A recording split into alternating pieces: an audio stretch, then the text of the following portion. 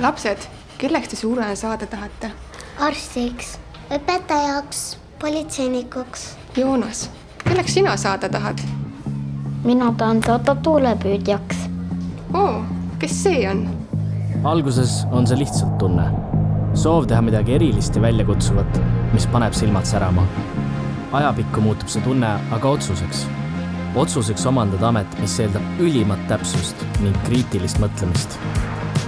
Töö julgetele, kus kõrgus ja muutlik ilm on igapäevased kaaslased. No ja adrenaliini tunneb rohkem kui Ameerika mägedel, sest eksimiseks ruumi ei ole. 1 aastaga on otsuse tulemiks praktilised oskused, mille järele on nõudlus nii siinsamas Saaremaal, mujal Eestis kui ka üle maailma. Nüüd tähendab see head palka, laialdasi karjäärivõimalusi ning kindlustunnet tuleviku osas. Aga ka teadmist, et õpitud oskustel on laiem väärtus.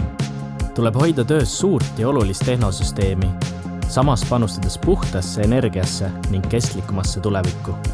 See tähendab elukutset, mis ei jää ainult mõtteks, vaid millest saab elutee. See tähendab, et lapsepõlve unistusest saab reaalsus.